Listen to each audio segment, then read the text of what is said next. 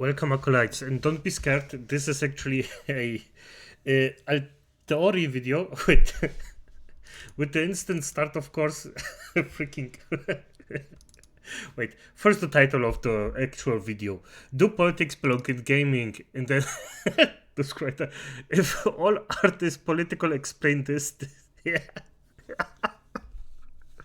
Oh, I love this. This is already starting good. Like, Dusk Writer made a freaking fantastic thing here, and I totally found it.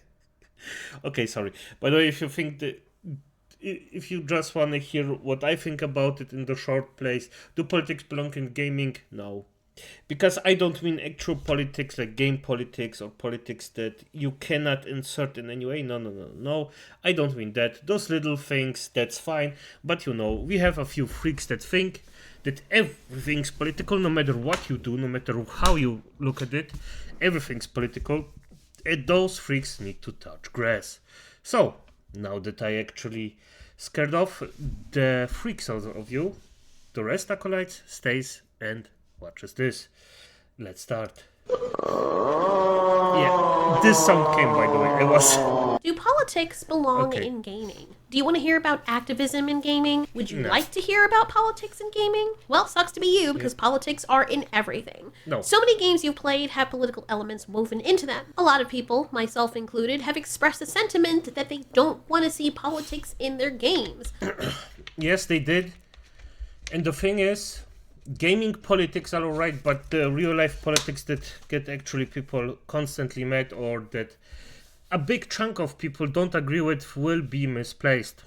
Understandably, many others have responded with politics are everywhere, and all art is political. I don't like real life problems in politics in my games and shows. Guys, all art is a reflection of the human experience in one way or another. Human issues inspire some of the best art, especially video games. Star Wars, Mass Effect, Final Fantasy, Persona, Halo, God of War, The Last of Us all tackle inherently political issues or deeply human problems. If this is such an issue for you, you might as well just not play anything.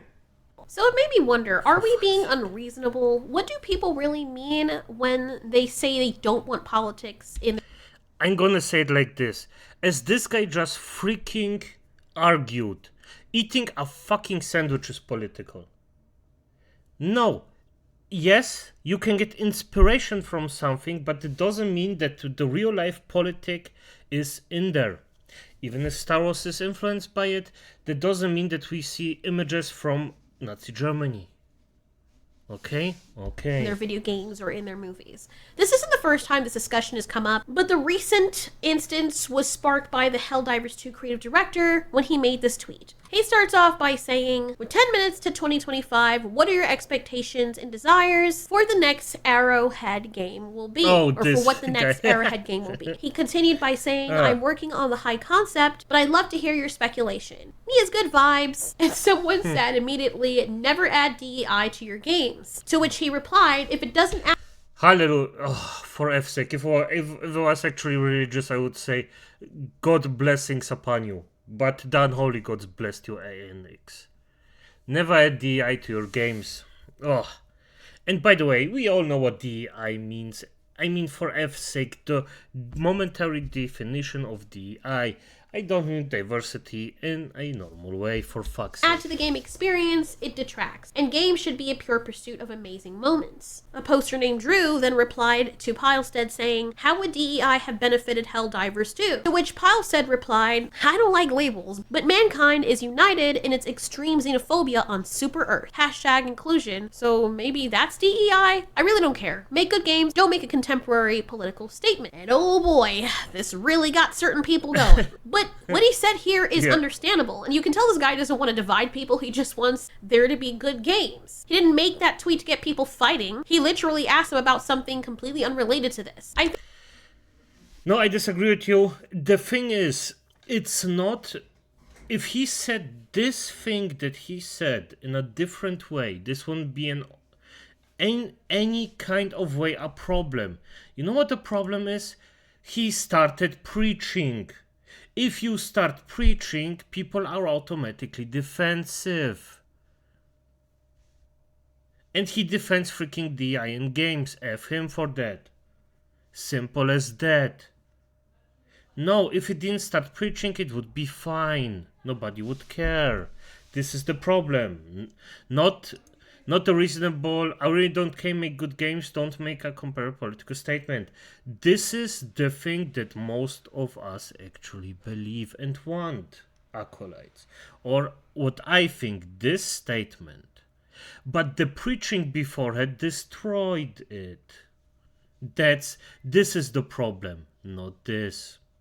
Something completely unreal because that's exactly what you want to do when it comes to your audience and the consumers buying your product. But then you have the flaming, aggravated people coming through, like this poster who said, "This is such a weird statement." And of course, Grums is using this as a win for his side when he led a harassment campaign against your community managers last year, to which people are claiming that this person is a lot like Grums, who initially, when he started out, was just trying to defend the integrity of gaming. At least that's how it begun. And you can see that people are tired of us. Wow, I just now got this comment for like Jesus looks. At first I was like, why is this person putting this stupid Christianity thing in here? It has nothing to do with the conversation, and I see who it is, and I'm like, oh, she's correct about that, by the way. I get it. But yeah, you do have people piling on Palset and attacking his statement while he's trying to be as professional as possible, it seems. Someone says, "God, you're so fucking spineless." Interesting. So moving on, people like this claim that it's weird that he'll say that DEI detracts from and doesn't add to the game experience, and say that anti-DEI is bigotry. And they continued by saying, "You made a contemporary political statement when you made Helldivers 2. You can make good games and contemporary political statements. All art is political." What's with all the different flags that people have by their... It's very distracting. I don't know what that's supposed to mean. It's like a calling card or something? I don't know. There's like so many of them. But anyway... I also don't know what this means, and acolytes, if somebody of you knows what this exactly means, because, well, I actually understand this. The rest, I just don't know why. Is this just a mixed representation thing or something like that? I don't know. I mean, for F's sake. And I'm not gonna argue even against Benzi, because it's just the same thing again and again and again. Benzi basically just says, well, you're a racist. See, there's another one. What is that? LGBT and something else. But anyway, the person above said, "Good media often makes contemporary political statements. 2 examples. Politics are inextricably... Can't speak today. Politics are inextricably woven into the fabric of Star Trek... Why can't I speak? Let's... Star Trek Troopers. Yeah, everybody has to stay still. That's fine. Star Trek Troopers. So, this would be a nice name for a parody. Star Trek Troopers. Try it again, with my mouth not freaking flying off my face.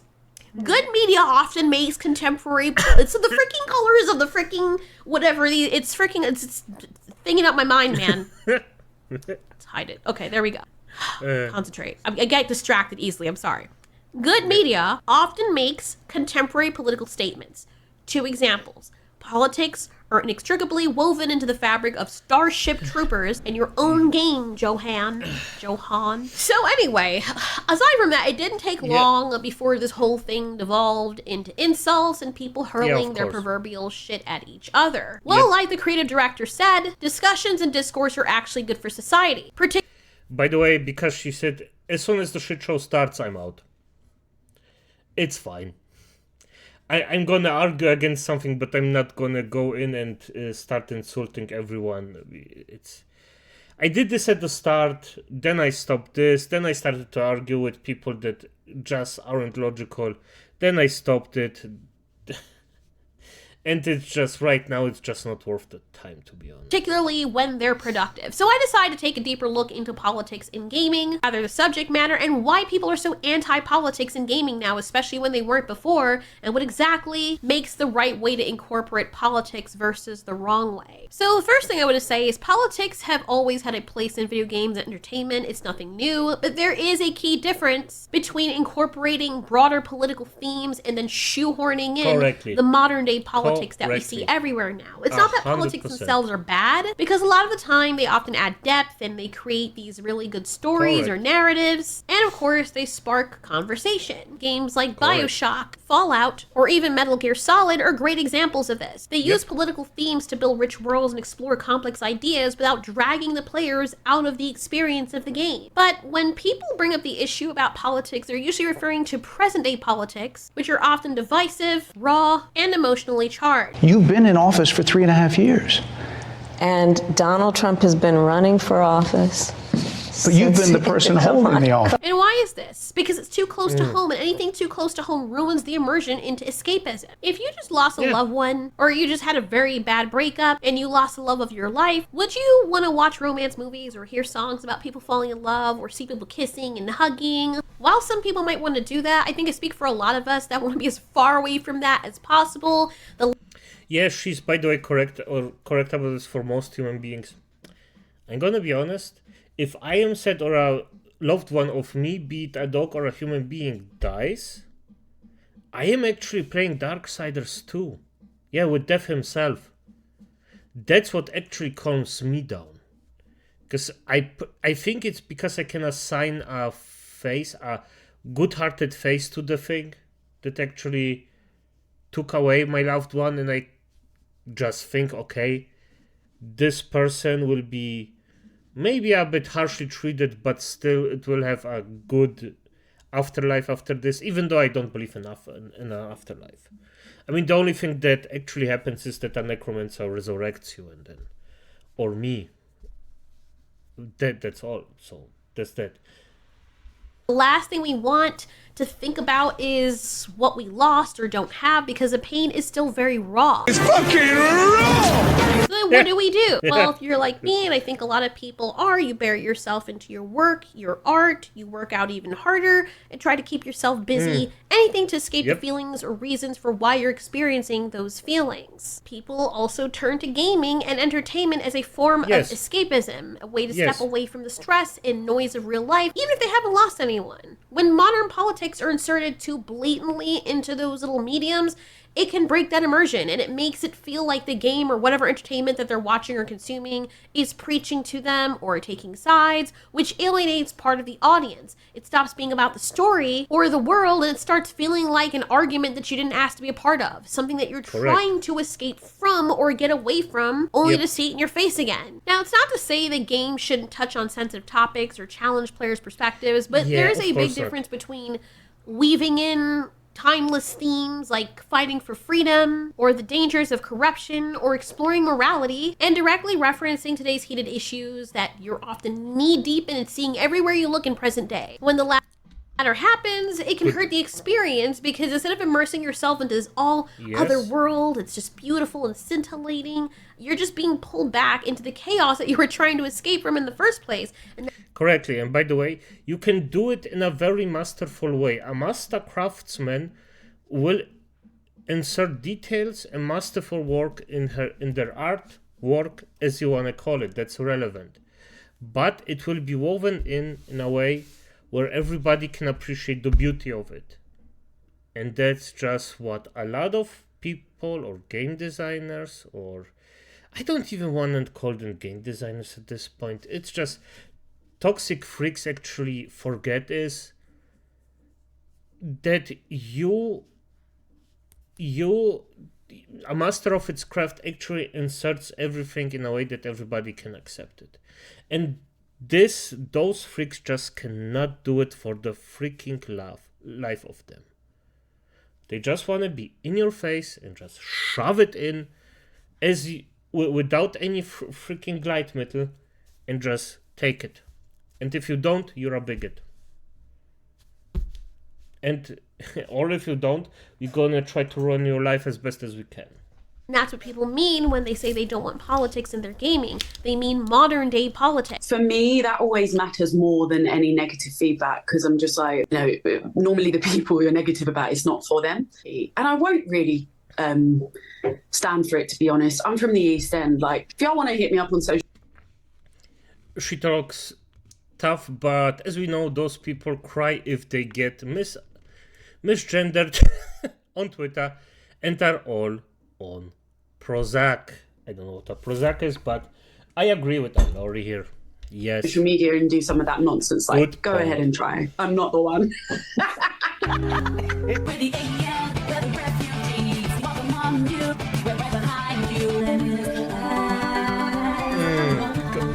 Why are you freaking torturing us right now? The big thing about this game that is I don't want to say grating, but it's wearing on me. And the big thing about this game that's wearing on me a little bit is the quality of the writing. We saw this issue with Dragon Age the Veilguard. You can check out I don't know how to pronounce his name. Check out his video. People hear these issues, preach them constantly no matter where they go. So when they turn to entertainment as an escape, So as you heard, check out. Oh, fuck. I love this guy. This woman is funny as fuck. they don't want those same present-day problems thrown in their face in a game they're paying for. Even if a game presents issues that parallel the current real-world problems, as long as it doesn't actively and obviously reference modern-day events, it's easier for players to feel removed from it. They can immerse themselves in someone else's lives or struggles of their character rather than being bombarded and reminded of their own in the real world. Now, remember the commenter who pointed out that Starship Troopers and Helldivers 2 were laden with politics?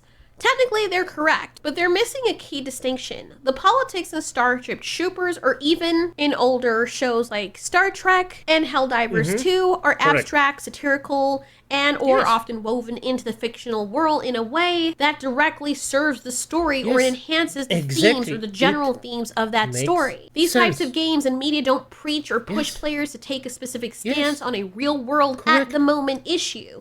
Instead, what they do is they use exaggerated scenarios like the militaristic governments, the societal conformity, or the ethics of war to provoke thought and enrich the story or the narrative of the game or movie or show or what have you. What many players did take issue with in modern day games isn't the presence of politics per se, but the way that contemporary real-world political issues are sometimes or oftentimes, as you can see from the modern games, presented to them. So when these issues are inserted way too bluntly or they come across as them overtly being preached to, it feels very jarring, it feels very ham-fisted, very heavy. Yes, and that's the problem. That's the hand-fisted. They force you to do it. They force you to watch it. That's the problem. I'm back. Damn. Always getting out of those. Well, it is what it is. Let's just see where we... heavy-handed and just really out of place. Instead of it feeling like this broader immersive world, they come across as direct commentary on the present-day debates, one that players and audiences are seeking an escape from. An example of this was the Doctor Who episode where they brought back David Tennant to give him this scene. We've still got to fix you two. Because the metabasis might have slowed down, but that thing is wrapped around your cortex. Yes, we know. We know everything. Thanks. And you know nothing. It's a shame you're not one anymore. Because you've lost it. You've got all that power, but there is a way to get rid of it. Something a male-presenting Time Lord will never understand. Just let it go. And we choose to let it go. Fuck off. Fuck off. Does that scene not make you want to roll your eyes so freaking fast that they start to generate their own gravitational field? I mean, it's especially nonsensical and condescending to the audience and to the franchise they love when you consider that they already had a scene prior, much earlier, with the same Time Lord saying this. Well, you've done it. Now stop. Just let go. So I am confusion. As for the examples that... Yeah, and the thing is, even if the inherent behavior of freaks that actually think that everything's political is basically so ingrained in every single one of us that it just, as soon as you see this, you instantly think on das. You instantly think about that. This is so ingrained and so much negativity around it that if you even see something that's remotely could even have to do with this in any kind of way, you instantly have to puke. It's simple as that. As simple as that. And it's just that those freaks don't understand this is a very, very simple thing, because at the end of the day, they don't have social lives, or they are behaving in an extremely antisocial way. I am a freaking loner. I prefer to be alone most of the time, like 99% of the time. And even I know how to behave in a group, I mean, between human beings. Because I know that the way I think, not everybody does. So I have to explain myself in a very logical way and actually act, or maybe, and be open for different people with different ideas that think maybe differently. That's why if somebody tries to explain something in my comment section, I don't judge them. Or most of the time, of course, if somebody just insults someone, I just instantly ban him from the channel, because then it's lost. But if there is a bit more spicy argumenting, I like that. That's fine. Or if I argue a bit more spicy, that's also fine. But this passive-aggressive shit, or just instantly insulting, or being irrational to a point where it's just ingrained. It's just there. You know that it's happening, and it's what it is. I mean, I even argued with someone where basically my English probably just blocked the entire thing, and I am sure to this day that we meant, or after reading his stuff and reading mine stuff again, we mean the exact same thing. We just said it differently. And this can also happen. It's just, okay, so this is how rambling is. No, the last part didn't have anything to do, it's just fascinating to me, or things I enjoy, especially like enjoy after a video of commentaries come out. So yeah, this was this. That were provided. They are a contrast. The politics in Starship Troopers and Helldivers 2 are fictionalized and allegorical. And it also allows the players or the audience to engage with them without feeling like they're being lectured to or drawn into this divisive real-world argument. The way to do politics is to leave room for interpretation, encouraging players or your audience to reflect without forcing them to confront modern-day disputes head-on, nose all the way up the cheeks. And it boils down to how something's presented. That's really what it comes down to, and the subtlety of it. Fictionalized, fantastical, political commentary enhances immersion, but when you're being, like, ham with it, like overtly in your face with it, with the real world political preaching, that can break the immersion. That's why players appreciate the former while rejecting the latter. It's also why people accepted Avatar, the Na'vi movie, because despite its obvious political allegory, it comes down to how the message was delivered. Aside from Jake Sully going balls deep in some alien pasquini, the movie touched on heavy themes like environmentalism, colonialism, and corporate greed, but it wrapped those ideas in this beautifully immersive alien world that felt like pure escapism. We can argue about the beautifully part with the shit we did. No, it was fine, but the message itself, the story was good. I just didn't like the effects.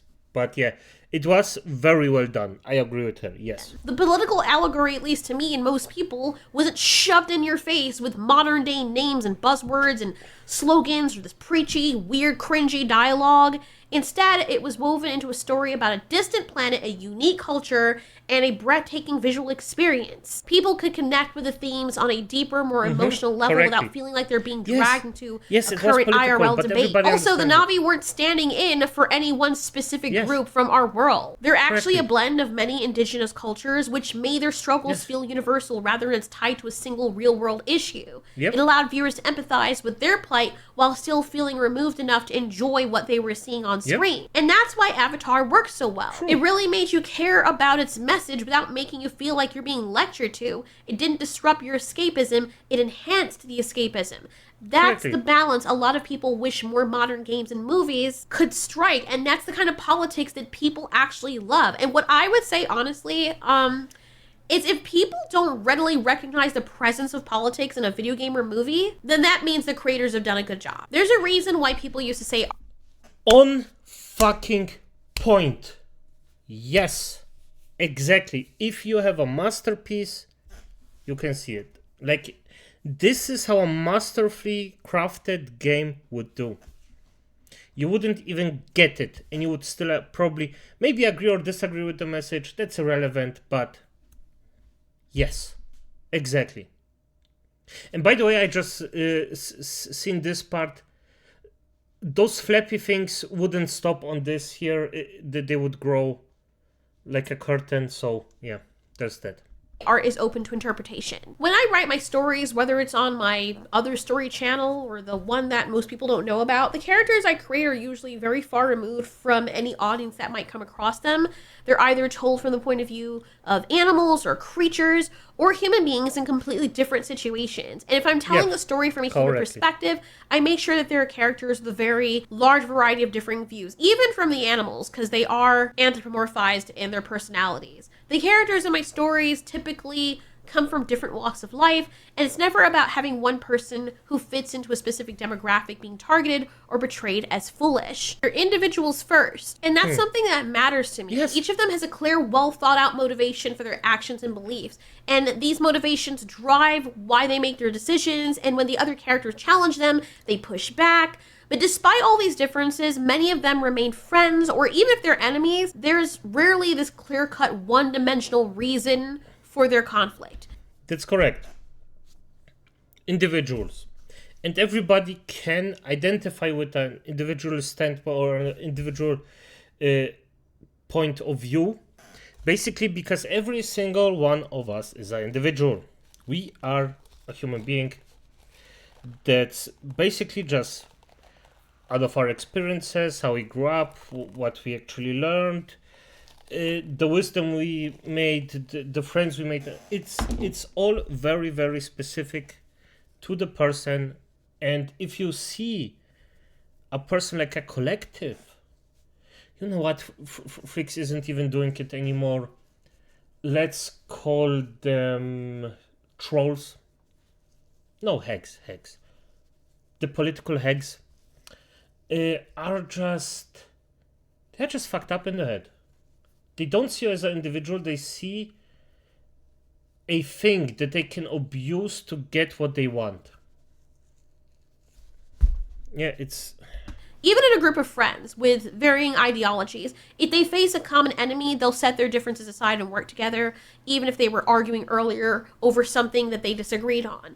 And most, or more importantly, if I'm going to touch on real-world issues, I approach it satirically. I don't just target one specific group of person or group for ridicule. For example, in one scene of one of my stories or my fanfiction stories, two kaiju are talking to each other. They're old friends. They don't agree on everything. They're always teasing each other, but they poke fun at the stereotypical behaviors of humanity, and that's because they see them from their kaiju perspective. To them, humans are weird in general. They don't single out one particular group because realistically, that's not how they see things, and I wouldn't write it that way just to avoid offending real-world people either. Some people argue like it's just a fantasy, but the key to crafting a really good and very entertaining story is to immerse people so deep inside of it that they forget that it's fantasy. You have to trick their brains into thinking that it's real by making it feel as grounded and authentic as possible while still offering an escape from the real world. Trick them to thinking that it's real by making them forget that it's fantasy. You know what I mean? Like, I know that doesn't make sense to some people. No, it makes perfect sense. But I mean, the thing is, I would disagree with her on this point slightly, because it doesn't have to be as grounded or as realistic as possible. I'm not talking just because of her story, but I mean in general.